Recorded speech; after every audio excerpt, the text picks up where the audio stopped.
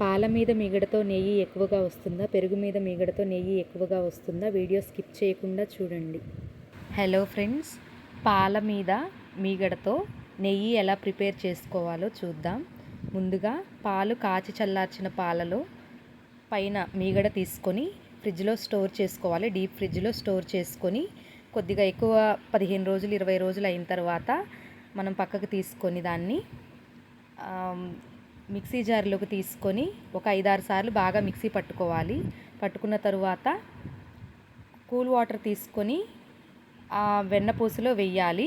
Cool water వల్ల వెన్నపూసకి separate అవుతుంది, water separate అవుతుంది. ఒక 5-6 సార్లు బాగా వాష్ చేసుకోవాలి. కూల్ వాటర్తోనే వైట్ కలర్లోకి వచ్చే వరకు వాష్ చేసుకోవాలి. వెన్నపూస బాగా క్లీన్ చేసుకోవాలి. మీరు కాచి చల్లార్చిన పాలన్నా వాడుకోవచ్చు, పచ్చి పాల మీదన్నా తీసుకోవచ్చు. పచ్చి పాల మీద మీగడ తీసుకోవాలంటే ఫ్రిడ్జ్లో స్టోర్ చేసుకోవాలి. ఫ్రిడ్జ్లో ఒక నైట్ అంతా పెట్టుకొని పాలని దానిపైన లేయర్ వస్తుంది, దాన్నన్నా చేసుకోవచ్చు. ఏదైనా నార్మల్ ఫ్రిడ్జ్లో పెట్టకూడదండి.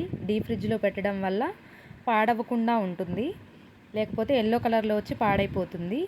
ఇలా తీసుకున్న తర్వాత మనం ఒక గిన్నెలోకి, మందపాటి గిన్నెలోకి తీసుకొని బాగా వేడి చేసుకోవాలి. ఈ వెన్నపూసని వేడి చేసేటప్పుడే కొద్దిగా మెంతులు వేసుకొని వేడి చేసుకోవాలి. వేడయ్యాక కొద్దిగా గోల్డ్ కలర్లోకి వస్తుందండి. ఆ టైంలో ఒక 4 రెమ్మల కరివేపాకు, కొద్దిగా తమలపాకులు వేసుకొని వేడి చేసుకున్న తర్వాత దింపేసేయాలి.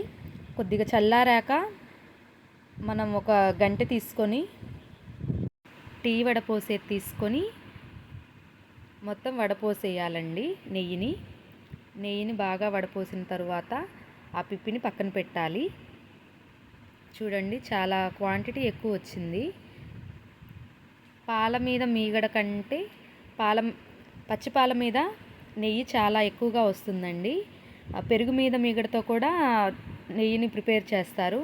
ఇంతకుముందు నేను ప్రిపేర్ చేసి వీడియోలో అప్లోడ్ చేశానండి. ఇంట్రెస్ట్ ఉన్న వాళ్ళు చూడండి. నాకెందుకో పచ్చిపాల మీద మీగడతోనే నెయ్యి ఎక్కువగా వచ్చినట్టు, క్వాంటిటీ ఎక్కువగా వచ్చినట్లు అనిపిస్తుందండి. మీకు నచ్చితే ట్రై చేయండి. పెరుగు మీద తీసే మీగడతో నెయ్యి ఎలా చేయాలో నేను ఆల్రెడీ వీడియో అప్లోడ్ చేశాను. ఇంట్రెస్ట్ ఉన్న వాళ్ళు చూడండి. చాలా బాగుంటుందండి, టేస్ట్ కూడా ఒకసారి ట్రై చేయండి. లాస్ట్లో చూపిస్తాను చూడండి, పెరుగు మీద మీగడతో కూడా ఎంత బాగా వచ్చిందో. కానీ క్వాంటిటీ పాల మీద మీగడతోనే ఎక్కువగా వచ్చిందండి. బాగా పిప్పి ఏం లేకుండా బాగా వడపోసుకోవాలి. మనం టీ వడపోస్తాం కదా, దానిలో వడపోసుకోవాలి.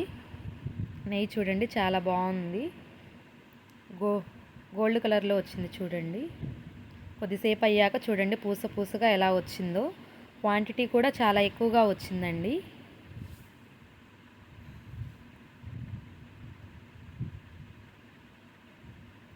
ఇది పాల మీద మీగడండి.